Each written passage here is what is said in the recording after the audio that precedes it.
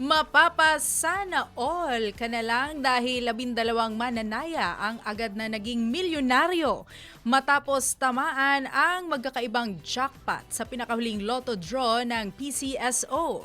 Para sa detalye ng balitang yan, may FYI report si Jason Jupiter.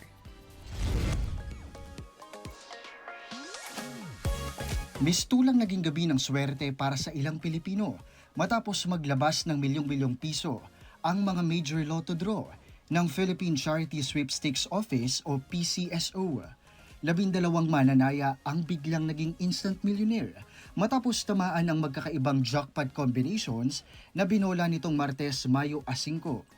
Sa Lotto 642, isang solo winner mula Laguna ang nakapag-uwi ng eksaktong 10 million pesos jackpot matapos mahulaan ng tamang kombinasyon ng mga numero.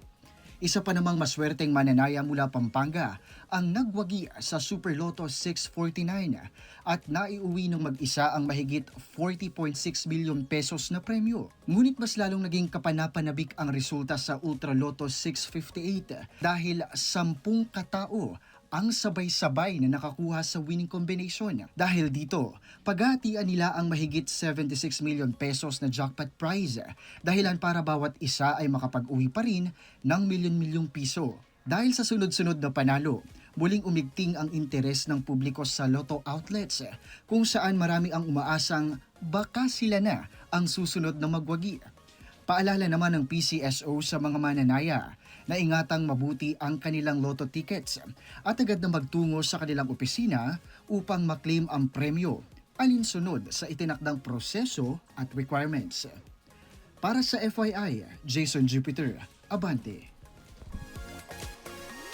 Manatiling nakatutok sa Abante. Sundan kami sa aming mga social media accounts at huwag kalimutang mag-subscribe sa aming YouTube channel DWAR Abante Radio para sa mga eksklusibong balita.